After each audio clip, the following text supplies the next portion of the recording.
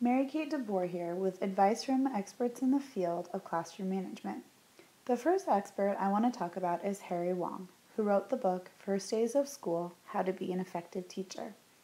His book is quintessential for all teachers because it is chock full of great insight about all aspects of teaching. But for now, I want to focus on his management techniques. The first thing to note is that he says right away that there is not a foolproof management plan that works automatically.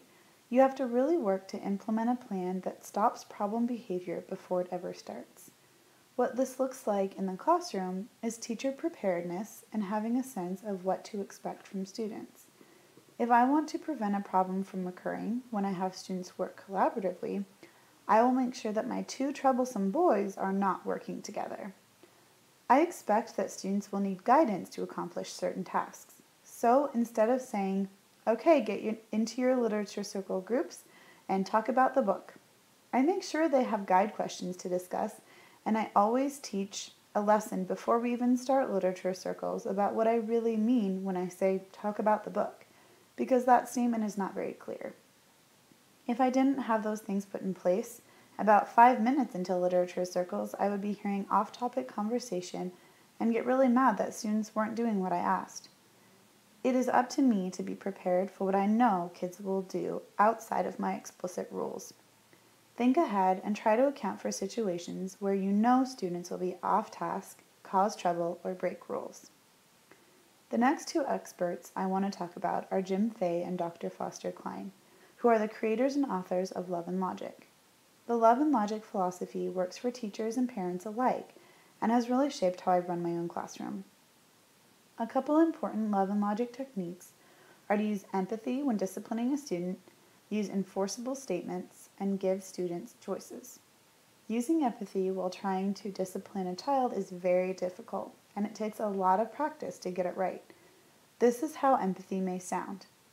Tim, I really care about you, so I really hate to see you making these poor choices.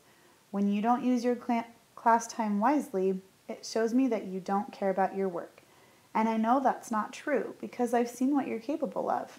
You can do much better than this, but until you show me that, you will be spending your recesses with me completing your work. Short, simple, caring.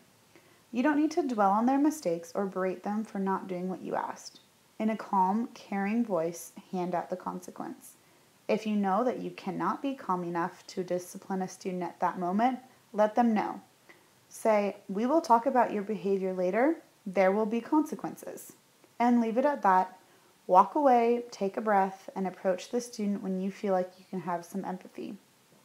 Easier said than done, I know, but it is definitely worth a try, especially with kids who are defiant. The second Love and Logic technique is to use enforceable statements.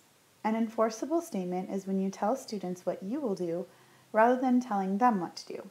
It is more effective to say, I only call on quiet hands, than to say, be quiet and raise your hands.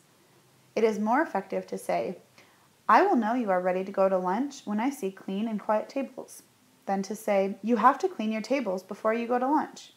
Students will do what you expect of them. So if your expectation is that they have to be seated and quiet before they can be dismissed, they will do that because they want to go to lunch.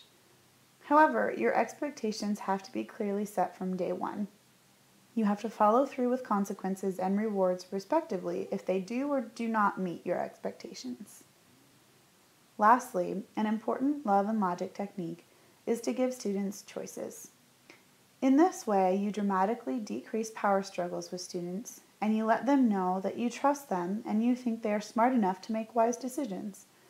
I have a little sign by my desk that says, be sweet but be sour when you have to, and this is what it really pertains to. Give students choices for most things, and they won't protest when you have to make a choice for them sometimes. A good example of this is that I let students work together on their math practice worksheets, and they have a choice of who they want to work with on one condition: they get their work done. Last week, almost my entire class proved to me that they could not be trusted to choose their partners because when we went to correct their math papers, many were blank. They had wasted almost 25 minutes of work time, and the result was twofold. Not only did I decide that those papers would now be graded, but I also told them they would no longer get to pick their partners until they could prove to me they would get their work done. Another example is during our volcano unit, students would be in groups researching a specific volcano. I chose the groups, and the groups got to choose which volcano they would research. So it was the best of both worlds.